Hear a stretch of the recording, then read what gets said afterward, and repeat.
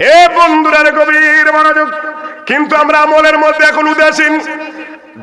মসজিদের মধ্যে দৈনিক 5 বার মুয়াজ্জিন আযান দেয়। ফজরের সময় দেখা যায় ইমাম সাহেব আর মুয়াজ্জিন ছাড়া আর কেউ নাই। আসেনি? আসেনি? হায় হায় বন্ধুরা রে, অথচ আমার নবীজি বলেছেন ইবাদত করো, সর্বোত্তম ইবাদত হলো নামাজ। আউয়ালু মা ইউহাসাবু বিহিল আবদু ইয়াউমাল কিয়ামাতিস সালাহ। আমার আল্লাহ, আমার নবী কয় কিয়ামতের দিন সর্বপ্রথম নামাজের হিসাব হবে। এ বন্ধুরা রে, নামাজের জন্য উদাসীন। অনেক যুবকরা এদেরকে জিজ্ঞাসা করলে বলে আমার ফ্রেন্ড নষ্ট। অনেক ভাইয়েরা কয় আমি বদুল্লাহ দিয়ে আসছি। অনেক বাবারা কয় আমার এখন সময় নাই। আছে না নাই? জোরে কয় না? টাকা পয়সা বাড়ি গাড়ি সব আছে, কিন্তু মসজিদে আর যাইতে যখন বিপদ একটা পড়ে তখন আল্লাহরে ফালাটা নাম নামে এলায়। আসেনি হুজুর? হ্যাঁ, বিপদ একটা আইলে অথবা রাত্রে একটা কোন রকম যদি একটা ফ্যাট মোড়া খাইয়ে যদি আমরা ফ্যাটটা বিষ হয়ে যায়, ধরেন আমরা ওষুধ খেলেন কোনো কাজ এলো না, তখন হারেন না আল্লাহর নামে, আল্লাহ আল্লাহ গো আল্লাহ শেষ বুঝে দিছি, আল্লাহ মাফ করো। কথা কন। কিন্তু যখন আমি আপনি যখন সুস্থ থাকি তখন মসজিদের মধ্যে সামনে দিয়ে চলে যাই, কিন্তু নামাজের মধ্যে আমরা উদাসীন। কথা কন ঠিক কিনা? জিজ্ঞাসা করা হলে কয় আমার কাপড়টা ভালো না, এই মাত্র বদুল্লা দিয়ে ভাত তুনাইছি, হুজুরে কয় নামাজ পড়তো। শোনেন, সাহাবায়ে কেরাম, তিরমিজি শরীফে মুসনাদ আহমদের মধ্যে আসছে, সাহাবায়ে কেরামের কাপড় চোপড় ছিল না, তারপরেও তিনারা আল্লাহর সাথে এমন ভাবে মোহাব্বত করেছেন, তিনাদের কোনো জবাব কোনো ছিল না, যা ছিল তাই দিয়ে শুকর আদায় করেছেন। এমন একটা হাদিস আমার নবীজি মুসনাদ আহমদের মধ্যে আসছে, হযরতে তালহা ইবনে উবাইদুল্লাহ, মারহাবা কোন। এ বন্ধুরা, আজকে আমাদের সব আছে, কিন্তু নামাজ আমাদের জন্য আজকে কষ্ট হয়ে যায়, নামাজ পড়তে চাই না। কিন্তু সাহাবায়ে কেরাম যা ছিল তার মধ্যে তারা সন্তুষ্ট চিত্তে আল্লাহর ইবাদত করত। হযরতে তালহা ইবনে উবাইদুল্লাহ, আমার নবীজি যাদেরকে সার্টিফিকেট দিয়েছেন জান্নাতের, ওই তাদের মধ্যে একজন হলো তালহা রাদিয়াল্লাহু তাআলা আনহু। যখন মারহাবা। তালহা রাদিয়াল্লাহু তাআলা আনহু আমার নবীজির পিছনে নামাজ পড়েন, সব সময় আমার নবীজির পিছনে নামাজ পড়েন। ফজরের সময় যখন নামাজ পড়তেন, তিনি আমার নবীজি নামাজের সালাম যখন ফিরাইতেন, আমার নবীজির অভ্যাস মুবারক ছিল সূর্য যতক্ষণ পর্যন্ত না উঠবে ততক্ষণ মসজিদে বসে সাহাবায়ে কেরামদেরকে নিয়ে নসিহত করতেন। এ বন্ধুরা রে, আমার নবীজি সরকারে দু আলম নূরে মুজাসসাম নবীজি ওই সাহাবী তালহা রাদিয়াল্লাহু তাআলা আন ফজরের নামাজ পড়তেন, পড়ার পরে তিনি নামাজের সালাম ফিরানোর সাথে সাথে বের হয়ে যেত। কয়েকদিন এরকম যাওয়ার পর সাহাবীদের মধ্যে কানাঘুষা শুরু হলো, দেখো না তালহা আসে নামাজ পড়ে চলে যায়, অথচ আমরা বসে থাকি যতক্ষণ পর্যন্ত নবীজি আমাদেরকে ছেড়ে যতক্ষণ পর্যন্ত এখান থেকে না যান, মসজিদ নববী থেকে যতক্ষণ না যান ততক্ষণ আমরা এখানে বসে থাকি।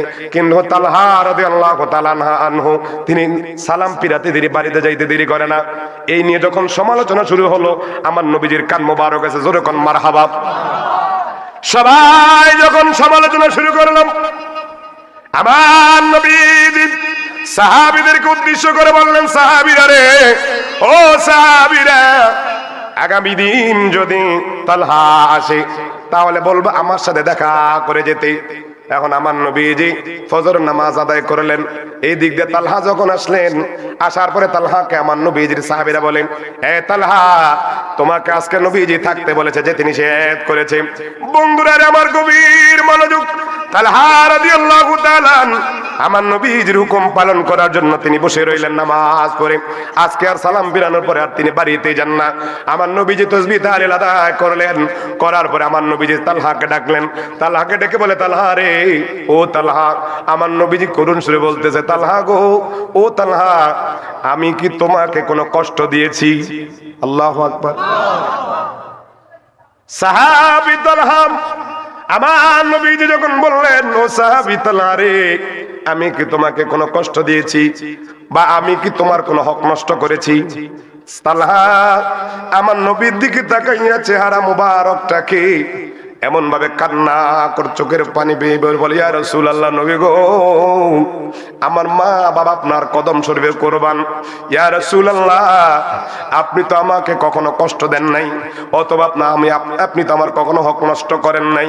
ইয়া রাসূলুল্লাহ, আজকে কেন আপনি আমাকে এমন কথা বললেন, তার কারণ কি? আমার নবী তালহাকে ডেকে বলে, তালহা রে, তাহলে সবাই নামাজের পর আমার সামনে বসে থাকে, কিন্তু তুমি তালহা কেন প্রতিদিন নামাজটা সালাম ফিরানোর সাথে সাথে তুমি বের হয়ে যাও? তার কারণটা কি? তালহা রাদিয়াল্লাহু তাআলা আনহু চোখের পানি ছেড়ে দিয়ে কই, ইয়া রাসূলুল্লাহ, নবী গো, আপনি আমাকে কষ্ট দেন নাই, আপনি আমার হক নষ্ট করেন নাই, তবে ইয়া রাসূলুল্লাহ, ইয়া হাবিবাল্লাহ, আজকে আপনার থেকে বলতে হয়, ইয়া রাসূলুল্লাহ, নবী গো, আমি দরিদ্র মানুষ, আমার কাছে টাকা নাই, পয়সা নাই, না না, শুধু আমার কাছে একটা সম্বল আছে, এই সম্বলটা হলো আমার কাছে একটা চাদর আছে গায়ে দেওয়ার মতো। ইয়া রাসূলুল্লাহ, আমার স্ত্রী আর আমি এই কাপড়টাকে আমরা দুজনে ভাগাভাগি করে পরি। কয় কেন? কয় ইয়া রাসূলুল্লাহ, আমার আর নাই। কয় তারপরে? কয় ইয়া রাসূলুল্লাহ, ফজরের সময় তো সব স্বল্প সময় থাকে, আমি যখন ফজরের নামাজ পড়তে মসজিদে আসি আপনার পিছনে নামাজ পড়ার জন্য, তখন আমার স্ত্রীটা উলঙ্গ থাকে, আমি আমার স্ত্রীকে একটা গর্তের মধ্যে লুকাইয়া রেখে আসি। আল্লাহু আকবার। ইয়া রাসূলুল্লাহ, নবী গো, আমার স্ত্রীকে লজ্জাস্থান ঢাকার জন্য কোনো কাপড় নেই গো নবী, আমি যদি দেরিতে যাই তাহলে আমার স্ত্রী নামাজ আদায় করতে পারবে না, এই জন্য ইয়া রাসূলুল্লাহ, সময় থাকতে আমি নামাজটা সালাম ফিরিয়ে আমি চলে যাই। আমার স্বামী, আমার স্ত্রী আমার এই কাপড়টা যখন পরে, তখন আমি গর্তের মধ্যে উলঙ্গ অবস্থায় থাকি। জোরে কোন আল্লাহু আকবার। ইয়া রাসূলুল্লাহ, ইয়া রাসূলুল্লাহ,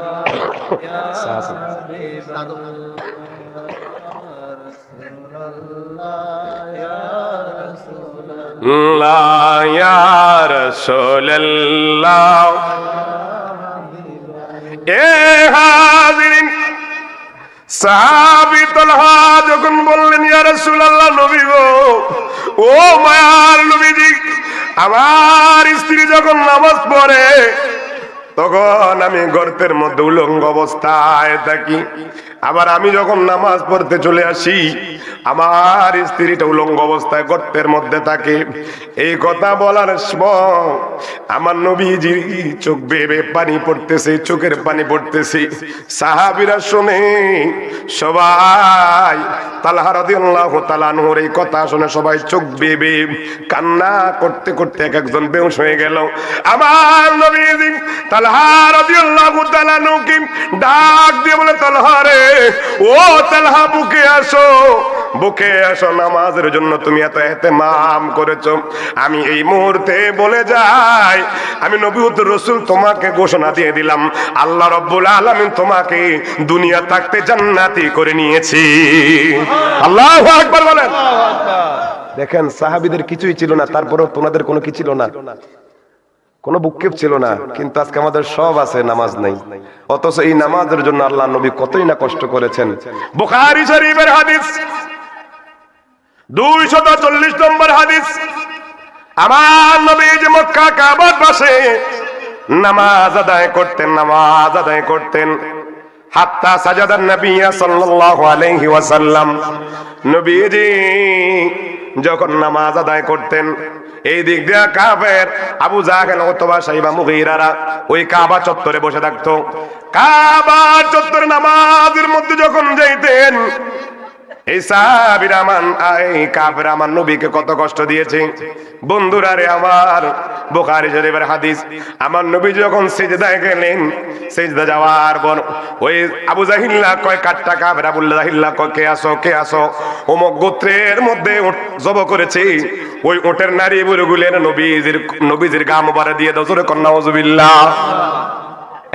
বন্ধুরা, উকবা ইবনে আমের একজন কাটটা কাফের, সে দৌড়ে চলে গেল ওটের নারী বুড়ে আনতে।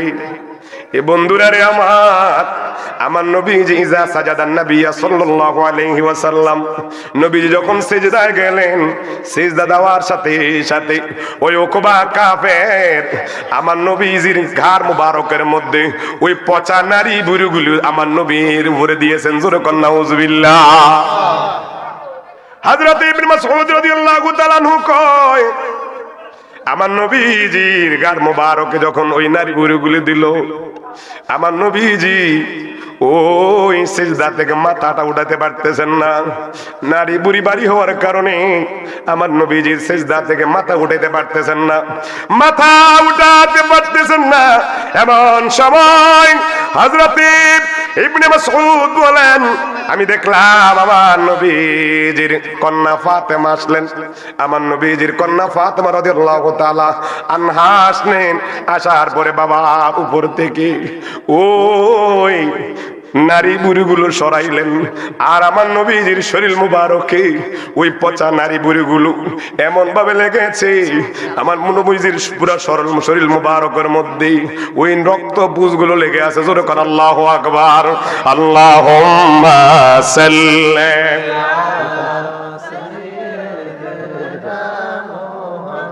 মা'াদানা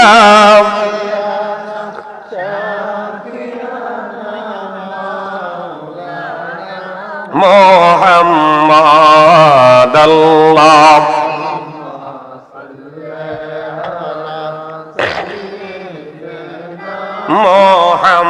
মুহাম্মাদানা মারহাবা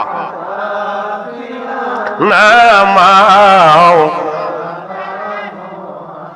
আমরা সবাই গুনাহগার গো নবীজি আপনায় চিনলাম না, বলেন আমরা আই গুনাহগার গো নবীজি আপনায় না। হায় হায় কারণে রোজ হাসরে আমাদেরকে বইলেন না। আল্লাহ সাল্লি আলা দেনা মুহাম্মাদানা মারহাবা নামাও। দয়াল নবীরা মনে জগৎ হইল উজালা, বলেন দয়াল নবীরা নে জগৎ ও জালা। হায় মোদর নামটি শরণ কর ওহে আশিক নিরালা। আল্লাহ মারহাবা হাসাইন মুহাম্মাদানা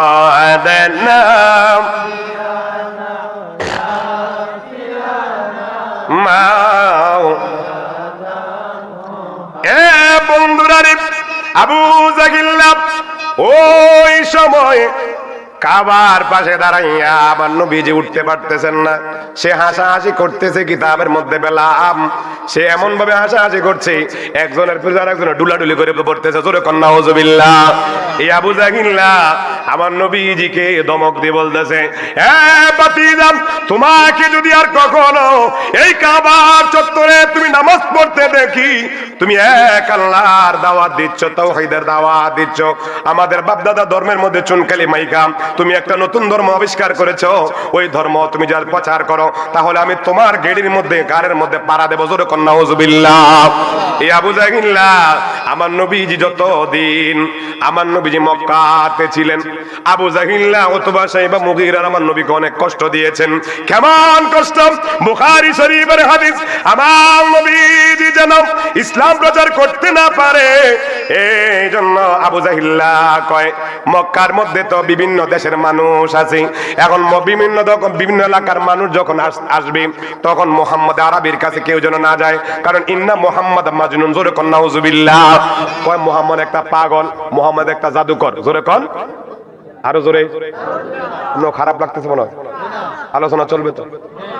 আবু জাহেল বিভিন্ন গোত্র থেকে মানুষ নির্ধারণ করলো, কাবার ভিতরে যে রাস্তাগুলো আছে ওই রাস্তার মধ্যে সে বললো, তুমি এই রাস্তায় দাঁড়াও, তুমি রাস্তায় দাঁড়াও, তুমি রাস্তায় দাঁড়াও। যখন দেখবা আগন্তুক মানুষগুলো আসে, মানুষদেরকে বলবা আমাদের এলাকার মধ্যে একজন পাগল আছে, 40 বছর তাকে আলামিন বলেছিলাম, তাকে আমরা বিশ্বাসী বলেছিলাম, তাকে সাদিক বলেছিলাম, সত্যবাদী বলেছিলাম, কিন্তু মুহাম্মদ আরবি আমাদের বাপদাদার ধর্মের মধ্যে চুনকালি মাইকা নতুন একটা ধর্মের আবিষ্কার করছে, এর কাছে কেউ যেন না যায়, কারণ যে তার কথা শুনে সে তার কথায় পাগল হয়ে যায়, তাকে সে জাদু দিয়ে ফেলে। জোরে কন্যা উযুবিল্লাহ। আমার নবীজির ইসলামের জন্য দাওয়াত দিতে না পারে, এই জন্য আবু জাহিল ক্যাম্পাসারে করতেছে। আচ্ছা কোন তো, মানুষকে যেটা নিষেধ করে মানুষ সেটা বেশি করে। আল ইনসানু হারিসুন আলা মামুনিহা, মানুষকে যেটা আপনি নিষেধ করবেন সেটা বেশি করবে, ঠিক কিনা কোন? এখন সবাইকে বলতেছে এই ওইদিকে যেও না, ওই দিকে একজন পাগল আছে, পাগল আছে, সে আমাদের ধর্মের মধ্যে চুনকালি মাকে, কেউ ওখানে যাবা না। এখন অনেক মানুষ কয় ছাই পাগল তো দেখছি কি নিজের একটা ধর্ম আবিষ্কার করতেছে, কোন ধর্ম আবিষ্কার করে একটু চাই। এখন অনারবির লোকরা যখন আমার নবীর সামনে যায়, আমার নবীর চেহারা দেখে কয় এইটা তো কখনো মিথ্যাবাদী হতে পারে না, আমার নবীর চেহারা মুবারক দেখে অনেকে মুসলমান হয়ে যায়। আল্লাহু আকবার। এইরকম একটা হাদিস হযরতে যায়েদ রাদিয়াল্লাহু তাআলা আনহু, এই হাদিসটা হযরতে আবু হুরায়রা থেকে বর্ণিত, তিনি বলেন আমার নবীজি সরকার দো আলম নূরে মুজাসসাম নবীকে তারা একসাথে করে ফেলেছে, কেউ ওখানে যাবা না, যারাই যাবা তার জাদুতে মুগ্ধ হয়ে যাবা। এখন আমার নবীজিকে একসাথে করে ফেলেছে, কাউকে নিষেধ করতেছে ওখানে না যাওয়ার জন্য। ওই এলাকার মধ্যে একজন লোক আসে, সেই লোকটা মানুষকে জার ফুক দেয়, কি দেয়? সালাতুন ইয়া রাসূলুল্লাহ আলাইকুম সালামুন ইয়া আলাইকুম সালাতুন ইয়া সালামুন ইয়া, সকলে কোন মারহাবা।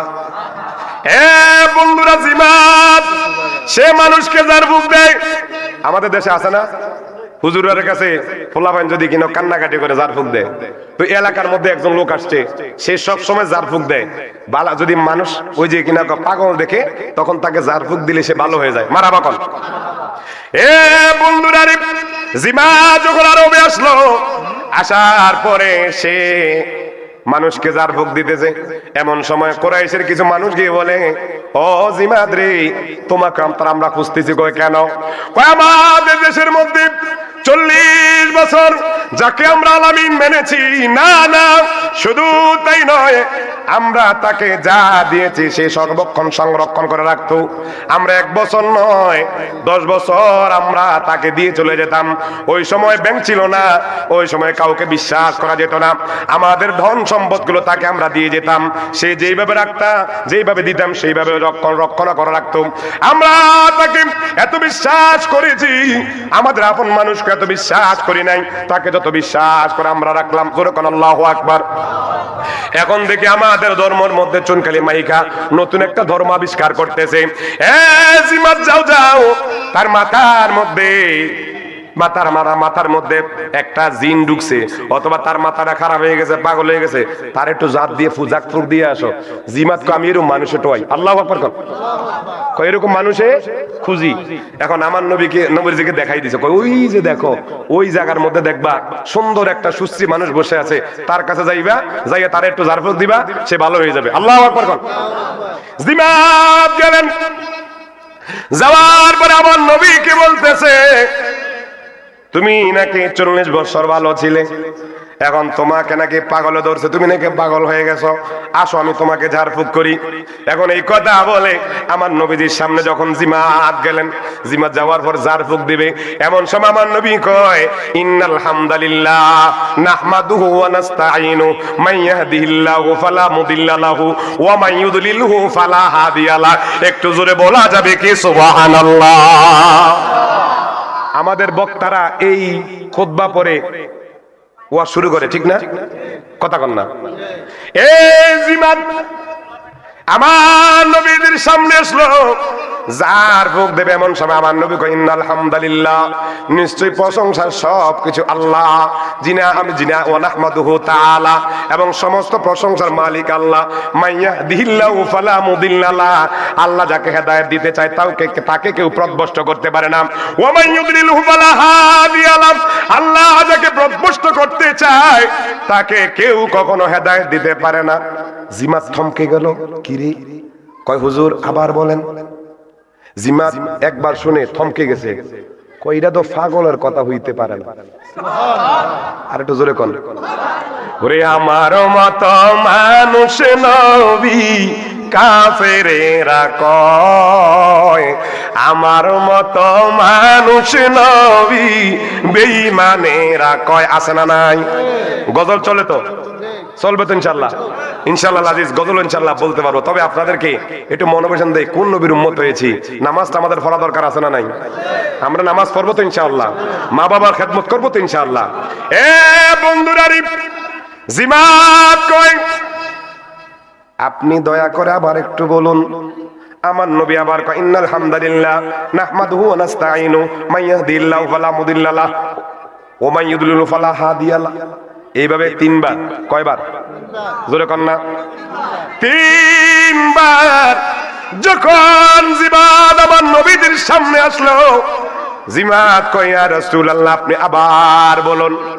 জিমাদের সামনে আমার নবীজি যখন তিনবার বলেছে, তিনবার বলার পরে জিমাত কুরাইশবাসীকে ডেকে বলে, কুরাইশবাসী রে, আমি বিভিন্ন এলাকাতে গিয়েছি, বিভিন্ন দেশের মধ্যে সফর করেছি, আমি বিভিন্ন এলাকায় গেলাম, আমি অনেক পাদ্রীদের কাছে বসেছি, যারা তাওরাত পড়েছে ওই সমস্ত আলেমের কাছে গিয়েছি, যারা জবুর পড়েছে তাদের কাছেও গিয়েছি, যারা ইনজিল পড়েছে তাদের কাছেও গিয়েছি।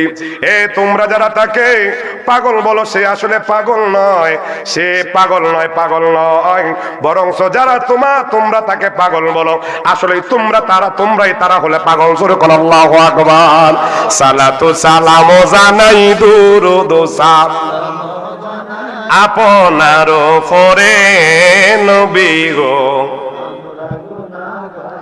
আহা সালাতু সালাম জানাই দো সালাম জানাই আপনার পরে নবী গো। সকালে গান মারহাবা। হুজুর চলে আসবেন, বেশি লম্বা সময় নয়। জিমাত বলেন আমি বহু জায়গায় ঘুরলাম, এমন মানুষ আমি কখনো পাই নাই। এখন আমার নবীজির সামনে কয় আপনার নাম কি? কয় আনা মুহাম্মদুর রাসূলুল্লাহ সাল্লাল্লাহু আলাইহি। কয় আপনার আব্বার নাম কি? কয় আব্বার নাম হলো আব্দুল্লাহ।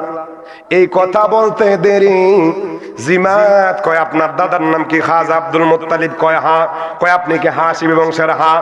কয় আমি ধরে নিয়েছি আপনি যে আমার সামনে আল্লাহর প্রশংসা করছেন, আপনি যে নবী বলে আপনাকে আপনি দাবি করেছেন, তাই সত্য।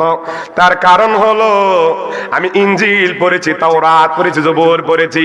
আপনি দুনিয়াতে আসবেন সব নবীদের শেষ নবী হইয়া, না খাতামান নবীন লা নবিয়্যা বাদি, আপনি হবেন শেষ নবী, আপনার পরে আর কোন নবী আসবে না। আমি তাওরাত পড়লাম, আপনার নাম ছিল আহমদ। আমি জবুর পড়লাম, আপনার আসমান নাম ছিল আহমদ। আপনি ইনজিল পড়লাম, আপনার নাম ছিল আহমদ। যখনই আল্লাহ আপনাকে দুনিয়াতে পাঠাইবেন তখন আপনার নাম দিবে মুহাম্মদ। এতে কোনো সন্দেহ নাই আপনি হবেন শেষ নবী, আর কোনো সন্দেহ নাই। এই মুহূর্তে আমাকে আপনি কালেমা পড়ে মুসলমান করে নেন। আল্লাহু আকবার বলেন। ভালোবাসার জায়গা মদিনা, ভালো লাগার বলো না, ভালোবাসার জায়গা মদিনা, ভালো লাগার জায়গা।